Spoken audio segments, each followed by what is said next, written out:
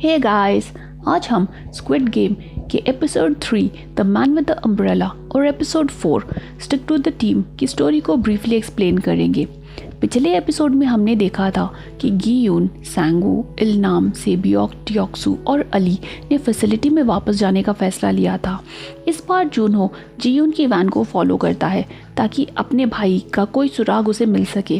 Van harbour पर रुकती है जहां उसके जैसी कई वैन्स शिप पर चढ़ाई जा रही थी। जूनहो जियून के वैन के नीचे छुप जाता है और वैन के साथ शिप पर चढ़ जाता है। अंदर रेड सूट्स वाले स्टाफ प्लेयर्स के कानों को चेक करते हैं। प्लेयर्स के शरीर में किसी तरह का चिप या बग फैसिलिटी में पहली बार एंट्री पर डाल दिया गया था, जिससे उनकी सारी इन्फॉर्मेशन गेम स्टाफ के पास थी। जूनहो एक वैन में घुसता है और स्टाफ मेंबर को बेहोश करके उसके कपड़े और मास्क पहन लेता है।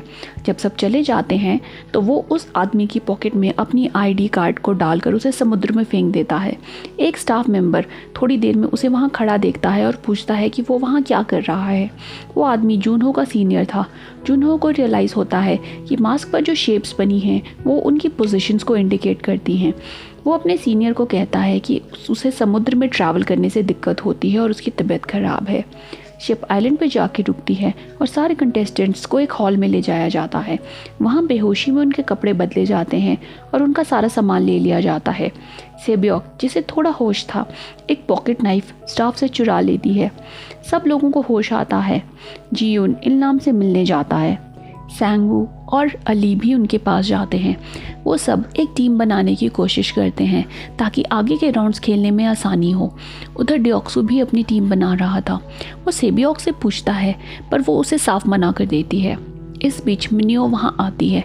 ये वही औरत थी जिसने पिछले एपिसोड में गेम रोकने की रिक्वेस्ट की थी। वो टियोक्सू को सिड्यूस करने की कोशिश करती है पर वो उसकी इंसल्ट करके चला जाता है। इसके बाद स्टाफ अपने अपने कमरों में रेस्ट के लिए जाता है। जूनहो अपने रूम में जाता है जहाँ कैमरा लगा हुआ था।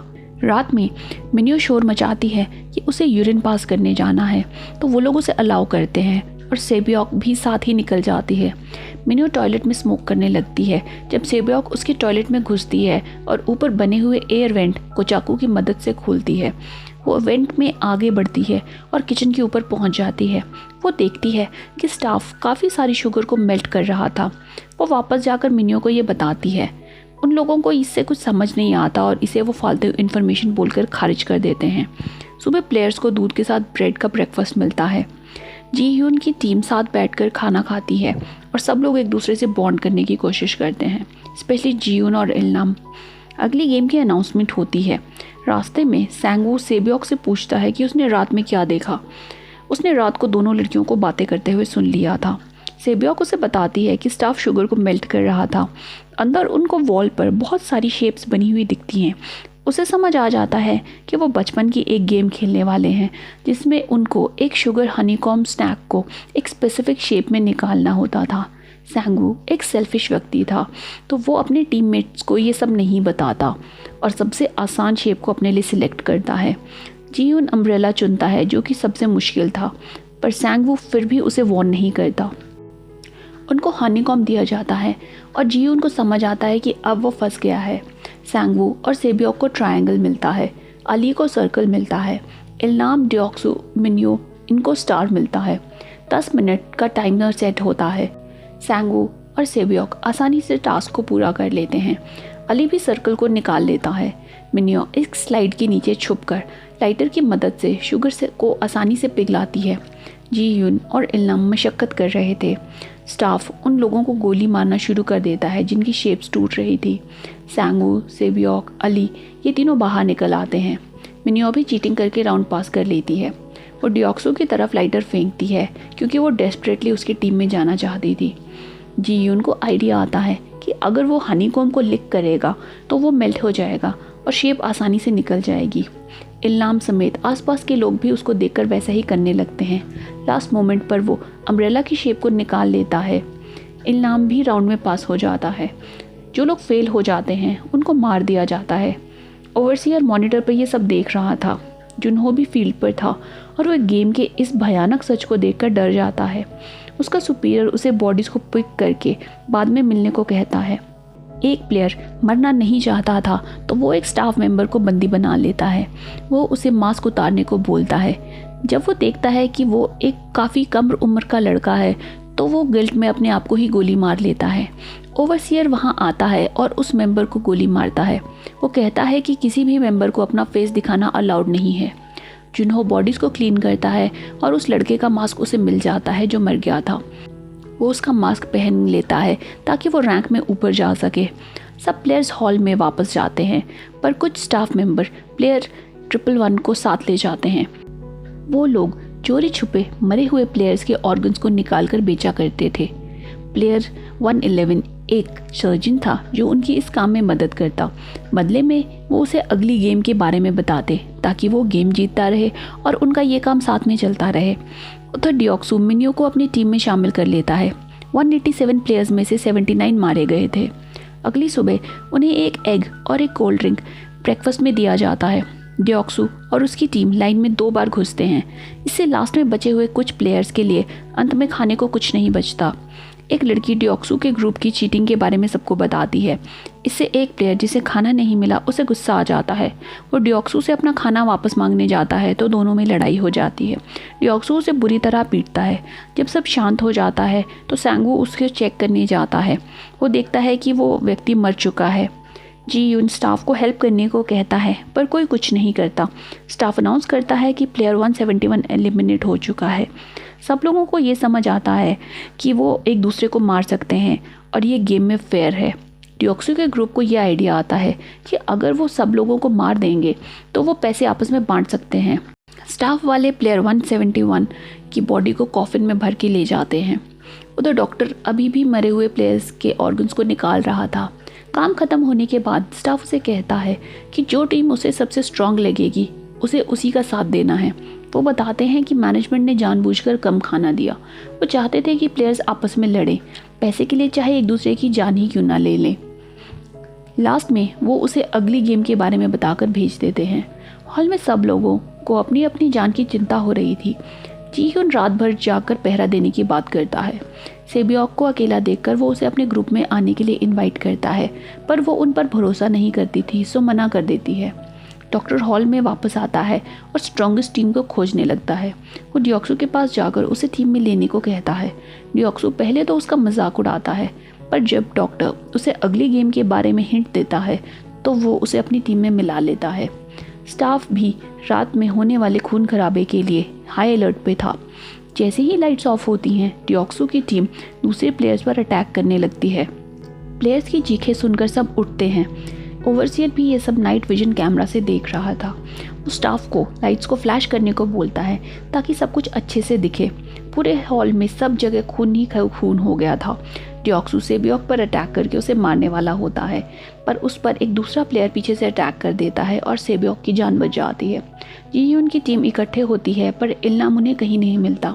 सेबियोक भी जीयून की टीम को ज्वाइन कर लेती है। डियोक्सू का ग्रुप उन पर अटैक करने वाला होता है जब वो देखते हैं कि इल्नाम सबसे ऊंचे बेड पर चढ़कर सबको खून खराबा बंद करने के लिए कहता है। ओवरसियर ये कैमरे पर देखता है और लाइट्स ऑन कर देता है। स्टाफ हॉल में आता है जहाँ लाशों के ढेर लगे हुए थे। वो डेड बॉडीज़ को स्कैन करते हैं। अनाउंसमेंट होती है कि 27 प्लेयर्स को एलिमिनेट किया गया है। डेड बॉडीज़ को फर्नेसेस में जला दिया जाता है। जब सब शांत होता है तो जीयून का ग्रुप इकट्ठा होता है और सब अपने आप को इंट्रोड्यूस करते हैं क्योंकि आज तक सब एक दूसरे को उनके शर्ट पर बने हुए नंबर से ही बुलाते थे। इल्हाम इस सारे खून खराबे से इतना परेशान हुआ कि वो बेचारा अपना नाम ही भूल गया। जीयून उसे सांत्वना देता है कि सब ठीक हो जाएगा। डॉक्टर डियोक्सू की पट्टी करता है। उसका ग्रुप खुश था कि उन्होंने इतने लोगों को मारा। वो और लोगों को मारने की भी सोचते हैं जब तक सिर्फ वो लोग ही ना बच जाएं। मिनियो देखती है कि डियोक्सू डॉक्टर को उससे ज़्यादा फेवर कर रहा है। वो सिडक्टिवली डियोक्सू को टॉयलेट में बुलाती है जहाँ दोनों इंटीमेट होते हैं। अगले सुबह सबको नींद से उठाकर सीधा गेम के लिए बुला लिया जाता है। स्टाफ उनको एक सफ़ेद कमरे में ले जाता है और 10-10 प्लेयर्स के ग्रुप बनाने को बोलता है। जीह्यून की टीम में 5 मेंबर्स थे तो वो 5 मेंबर्स ढूंढने निकलते हैं। डियोक्सू को पता था कि अगला गेम क्या है सो वो अपने प्लेयर्स को 5 स्ट्रॉन्ग और हेल्दी आदमियों को ढूंढने को बोलता है। वो मिनियो को टीम से बाहर निकाल देता है क्योंकि वो कमज़ोर थी। मिनियो उससे काफ़ी रिक्वेस्ट करती है पर डिओक्सी उसकी बेइज्जती करके ज़मीन पर पटक देता है। सेबियोक एक लड़की के पास जाती है जो कोने में अकेली बैठी थी। वो उसे अपनी टीम में आने के लिए मना लेती है। इल्नाम को छोड़कर सब लोग एक एक आदमी को लेकर आते हैं। ग्रुप में 9 ही मेंबर्स बने। मिनियो लास्ट मोमेंट पे आके उनको ज्वाइन करती है और टीम 10 मेंबर्स की पूरी हो जाती है। स्टाफ सभी प्लेयर्स को एक बड़े हॉल में ले जाता है जहाँ काफ़ी हाइट पर एक ब्रिज था। तीसरी गेम रस्साकसी या टग ऑफ वॉर की होने वाली थी। प्लेयर्स रस्सी को अपनी अपनी ओर खींचते और जो हारता वो ब्रिज से नीचे गिर के मर जाता। जीह्यून की टीम में 3 लड़कियां और एक बूढ़ा व्यक्ति था तो उसकी टीम के चांसेस काफ़ी कम थे। वो तो डिओक्सो की टीम में सबसे स्ट्रॉन्ग प्लेयर्स थे तो उसके जीतने के चांसेस सबसे ज़्यादा थे। पहला मैच डिओक्सो और दूसरी टीम का होता है। डिओक्सो की टीम जीत जाती है और दूसरी टीम रस्सी से ब्रिज से लटकी होती है। रस्सी काट दी जाती है और सब गिरकर मर जाते हैं। स्टाफ उनकी डेड बॉडीज़ ले जाता है।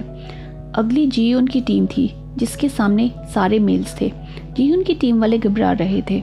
जब इल्नाम बताता है कि जब वो छोटा था तो टग ऑफ वॉर में वो बेस्ट हुआ करता था। वो प्लेयर्स को गेम की कुछ बेसिक टेक्निक्स बताता है। पहला कि जो सबसे आगे होगा वो काफ़ी स्ट्रॉन्ग होना चाहिए।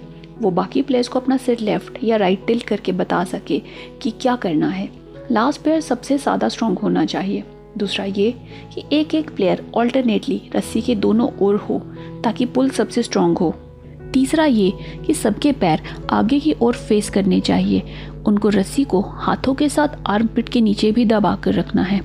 लास्ट ये कि टीम को पहले 10 सेकंड पैर जमा के रखनी है ताकि जब अगली टीम का रिदम टूटने लगे तो वो लोग उसका फ़ायदा उठा सकें। इल्नाम की टेक्निक्स से जीह्यून का ग्रुप जीतने ही वाला था कि ऑपोजिट टीम लास्ट मिनट पर रस्सी को ज़ोर से खींच लेती है। वो लोग ब्रिज के कॉर्नर पर पहुंचते हैं जब सांगू लास्ट मिनट में एक प्लान लाता है। वो कहता है कि सबको रस्सी को कुछ सेकंड्स के लिए लूज छोड़ना है, इससे ऑपोजिट टीम का बैलेंस बिगड़ जाएगा। वो 1 2 3 बोलकर रस्सी को ढीला छोड़ देते हैं और एपिसोड यहीं ख़त्म हो जाता है। आगे की स्टोरी जानने के लिए नेक्स्ट वीडियो देखिए जिसका link I button and screen और डिस्क्रिप्शन में है। वीडियो पसंद आई हो तो लाइक करें, चैनल पर नए हैं तो सब्सक्राइब करें। आपको क्या लगता है कि टग ऑफ वॉर कौन जीतेगा? कमेंट करके हमें ज़रूर बताएं। आज के लिए इतना ही, मिलते हैं अगली वीडियो में। तब तक के लिए गुड बाय।